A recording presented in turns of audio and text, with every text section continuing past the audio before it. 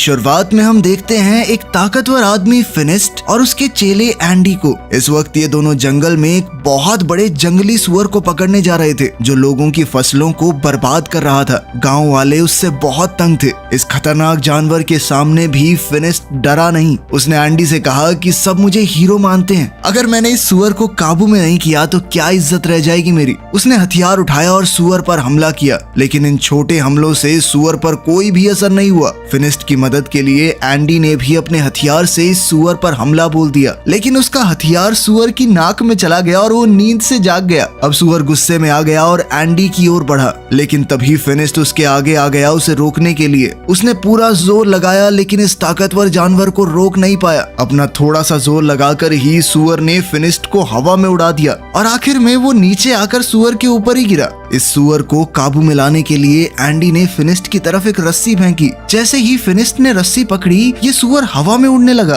फिनिस्ट ने रस्सी को इस सुअर के दोनों पंखों और उसके सींग में बांध दिया, जिससे वो सुअर फिनिस्ट के काबू में आ गया और फिनिस्ट उसे अपने हिसाब से उड़ाने लगा। जल्द ही वो उसे उड़ाते हुए गांव में ले गया। जब गांव वालों ने देखा कि इतने बड़े जानवर को भी फिनिस्ट अपने इशारों पे नचा रहा है, तो सब लोग उसके नाम की जय जयकार करने लगे। इन्हीं लोगों के बीच बाबा यागा नाम की एक जादूगरनी भी है। उसने फिनिस्ट से कहा कि अगर तुम इतने ही ताकतवर हो तो साबित करके दिखाओ। उसके घर के आगे एक बड़ा पत्थर पानी को रोक रहा है, तो उसने फिनिस्ट को पत्थर वहां से हटाने की चुनौती दी। फिनिस्ट ने कहा कि मैं बहुत बड़ी बड़ी मुसीबतों का सामना कर चुका हूँ और जादूगरनी ने उसे ये छोटा सा चैलेंज दिया है। वो अपनी बहादुरी के किस्से सुनाने लगा। याका ने कहा कि जब तक मैं अपनी आंखों से नहीं देखती मैं नहीं मानने वाली। ये सुनकर अब सब लोग हंस पड़े। फिनिस्ट गुस्से में अपने घर चला गया। उसे याका पर बहुत गुस्सा आ रहा था, क्योंकि अब उसकी बहादुरी की तारीफ करने की बजाय लोग उसका मजाक उड़ा रहे हैं। अब वो अपनी ताकत को सबके सामने साबित करना चाहता था, जिससे लोग फिर से उसकी वाहवाही करने लगे। एंडी ने सलाह दी कि ऐसा करने का एक रास्ता है। सामने जो टावर है ना, ऐसा माना जाता है कि वहाँ एक राक्षस ने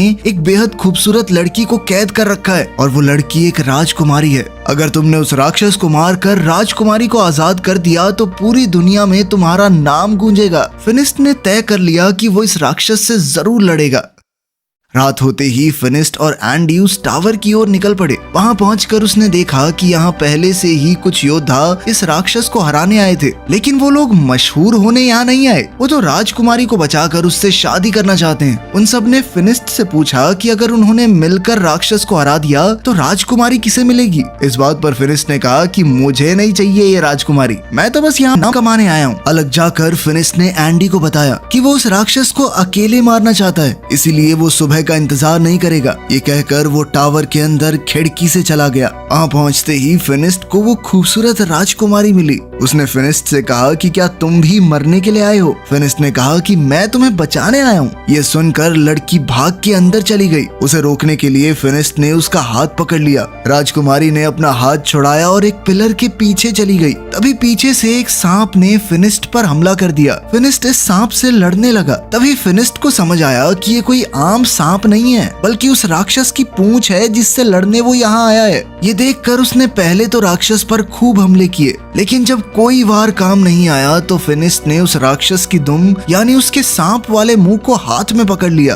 और अपनी पूरी ताकत से इस सांप के मुंह को चीरने की कोशिश की। लेकिन जैसे ही फिनिस्ट ने उसका मुंह अपने हाथों से खोला, सांप ने फिनिस्ट की आंखों में थूक दिया और अब फिनिस्ट को नजर आना बंद हो गया। वो अंधा हो गया। अंधा होने पर भी फिनिस्ट ने हार नहीं मानी और अपने पैर से टटोल कर अपना हथियार ढूंढ लिया। अब फिनिस्ट ने दोबारा उस राक्षस पर हमला किया, लेकिन वो राक्षस गायब हो गया। फिनिस्ट ने इतने हमले किए कि टावर टूटने लगा। टावर टूटने के शोर से सभी योद्धा भी जाग गए। वो सभी टावर से गिर रहे मलबे के पास आए। इन योद्धाओं को ना राजकुमारी दिखी ना ही राक्षस, बस दिखा तो मलबे के नीचे दबा हुआ फिनिस्ट, जो धीरे धीरे उठ रहा था। जब एंडी को पता चला कि फिनिस्ट अपनी आंखें खो चुका है तो वो उसे वहां से ले जाकर घर छोड़ आया। फिनिस्ट अपनी आंखों को खोकर बहुत गुस्से में था। वो बहुत चिड़चिड़ा हो गया था। उसकी ये हालत एंडी से देखी नहीं गई। एंडी मदद के लिए बाबा यागा के पास गया। उसने बाबा यागा को सब कुछ बताया कि फिनिस्ट के साथ क्या हुआ, लेकिन बाबा यागा ने मदद करने से साफ मना कर दिया, क्योंकि जब वो मुसीबत में थी तो फिनिस्ट ने भी उसकी मदद नहीं की थी। ये बात जब फिनिस्ट को पता चली तो वो बहुत उदास हो गया। इसी तरह वक्त गुजरता रहा। अब एंडी ने भी फिनिस्ट के पास आना बंद कर दिया था। वो अपने सारे काम बहुत मुश्किल से कर पाता। बाहर जाकर खाने पीने का सामान खरीद कर लाता, लेकिन बच्चे उसके फल चुरा लेते। अब उसके पैसे भी खत्म होने वाले थे। एक दिन एंडी फिनिस्ट के घर आया तो उसने गुस्से में एंडी से कहा कि उसके पास एंडी के लिए कोई काम नहीं है, तो तुम एक काम करो, कुछ और ढूंढ लो। ये सुनकर एंडी वहां से चला गया।